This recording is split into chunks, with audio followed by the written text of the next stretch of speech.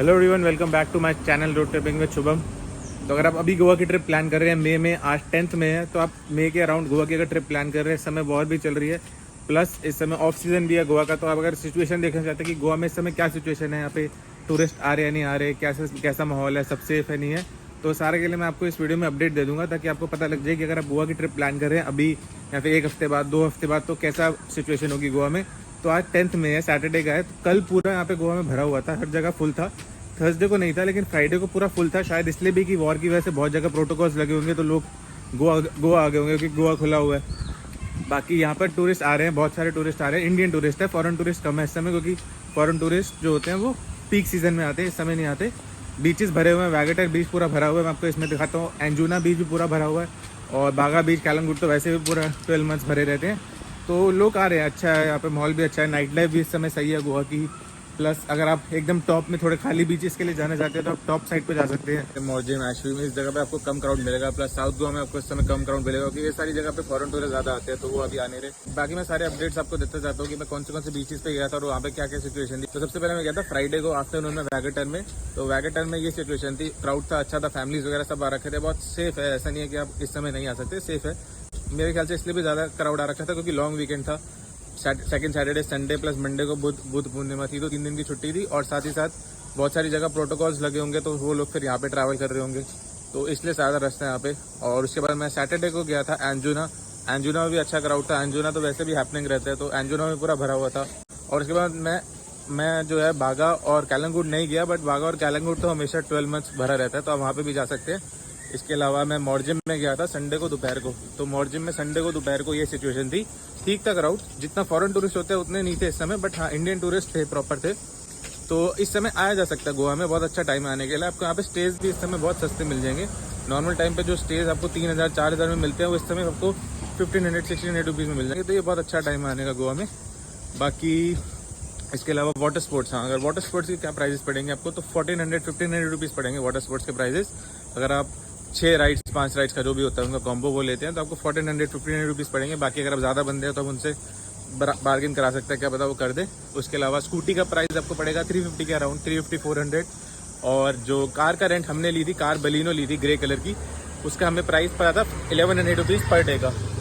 तो मैं आपको उसका नंबर मेंशन कर दूंगा, जो आपको जहाँ से मैंने बुक करी थी, रोहित नाम का वेंडर था। और वेदर की अगर बात करें कि गोवा में इस समय वेदर क्या है, तो गोवा में इस समय दोपहर को बहुत गर्मी होती है।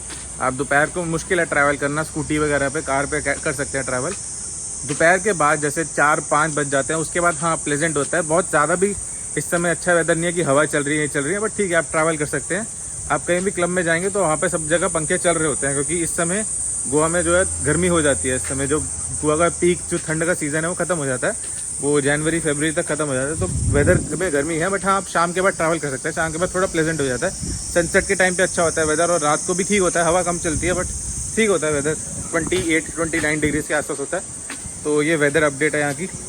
बाकी इसके अलावा और आपको क्या क्या चार्जेस अगर आपको लगेंगे, अगर आप इस समय आ रहे हैं, तो यही है, फ्लाइट्स के चार्जेस आपको 4000, 4500, 5000 रुपीज़ पड़ेंगे। मैं दिल्ली के हिसाब से बता रहा हूँ, दिल्ली से गोवा में आया था, तो 4500 रुपीज़ का प्राइस चार्जेस थे इस समय, तो आपको इतना ही पड़ेगा। तो आपकी गोवा ट्रिप इस समय सस्ते में हो जाएंगी। पार्टी प्लेसेस भी बहुत सारी इस समय हैपनिंग है। जो चार्जेस की बात है कि अगर आप किसी क्लब में जाते हैं, एंट्री करते हैं, तो क्या चार्जेस पड़ेंगे, तो थलासा में आपको 1000 रुपीज़ या 2000 रुपीज़ पड़ेंगे, वो भी वीकेंड पे। जो वीकडेज है उस पर थलासा में भी आपको एंट्री इस समय फ्री मिल जाएगी। इसके अलावा राइत में अगर आप पहले से एडवांस बुक करा के आते हैं डिस्ट्रिक्ट पेटीएम डिस्ट्रिक्ट ऐप से, तो आपको 2000 रुपीज़ पर पर्सन पड़ेगा राइत की एंट्री। डायनामो में भी आपको अराउंड 1000 रुपीज़ पड़ेगी एंट्री। डायनामो में अगर आप बुक कराते हैं तो 1000 रुपीज़ के आसपास पड़ेगी, बट वो एक अर्ली मॉर्निंग क्लब है, लाइक वो सुबह 9-10 बजे तक का क्लब है वो। तो ये चार्जेस पड़ेंगे आपको क्लब्स वगैरह में, अगर आप क्लब्स के लिए यहाँ पे आ रहे हैं। कैफ़ेज़ का रेट तो सेम, कैफ़ेज़ वगैरह में खाने का तो रेट सेम होता है। आप एक पर्सनल रिकमेंडेशन है कि आप अभी इस समय आ रहे हैं तो 8 जूना कैफ़े ज़रूर जाइए, बहुत अच्छा हैपनिंग कैफ़े है। आप वहाँ पे 3-4 घंटे बैठ सकते हैं, वहाँ पे टी पूल खेल सकते हैं, साथ में खाना ऑर्डर कर सकते हैं। बहुत सही कैफ़े है इस समय 8 जूना जो है, मैं वहाँ पे भी गया था, तो बहुत अच्छा कैफ़े है, आप यहाँ पे जाएँ। 8 जूना एंजूना के अंदर है, वैसे एक और भी है 8 जूना, बट एंजूना वाला इस समय अच्छा हैपनिंग है, यहाँ आप जा सकते हैं। और इसके अलावा कुछ सन डाउनर स्पॉट्स जो इस समय बहुत हैपनिंग चल रहे हैं इस समय, क्लारा बीच क्लब नया खुला और बहुत हैपनिंग चल रहा है इस समय। बर्पल मार्टिनी आप जा सकते हैं, प्लस नोआ जा सकते हैं सन डाउनर के लिए। थलासा क्लिफ जा सकते हैं, वो लाइन में बहुत सारे हैं। हम किसी में तितली है, तितली वहाँ पे भी जा सकते हैं, लाइन में बहुत सारे हैं। बट हाँ जो नया खोला इस समय वो है क्लारा बीच क्लब। आप वहाँ पर एक दिन ज़रूर जाइए आप सनडाउन के टाइम पे, शाम के मतलब शाम के टाइम पे आप जाइए सनडाउन के टाइम पे, वो बहुत अच्छी हैपनिंग लगा मेरे को। तो ये थी सारी अपडेट्स इस समय अगर आप गोवा ट्रैवल कर रहे हैं, क्योंकि बहुत से लोगों को क्वेश्चंस है कि इस समय सेफ़ है ट्रैवल करना नहीं करना, बिकॉज एक तो वॉर भी चल रही है प्लस ऑफ सीज़न भी है, दोनों एक साथ है। तो इस समय क्या सेफ़ है गोवा ट्रैवल करना नहीं करना? तो हाँ सेफ़ है, गोवा तो अभी इस समय सेफ़ है। जो गोवा से अगर ऊपर देखो तो भुज है, जो वो बॉर्डर स्टेट आती है, गुजरात है, तो गुजरात के बाद नीचे महाराष्ट्र, फिर गोवा है। तो हाँ सेफ़ है गोवा अभी इस समय। बाकी अगर आपको ये वीडियो अच्छी लगी हो, यूज़फुल लगी हो, अगर आपको सारा जो मैंने अपडेट दी किस समय आप आ रहे हैं तो कैसा सिचुएशन है, क्या आपको प्राइजेस पड़ेंगे, अगर आपको अच्छा लगा हो तो आप चैनल को सब्सक्राइब करें, वीडियो को लाइक करें और बेल नोटिफिकेशन को दबा दें ताकि आपको और भी वीडियोस मिलती रहें गोवा रिलेटेड या फिर आगे जहाँ भी मैं जाऊँ उससे रिलेटेड। Thank you.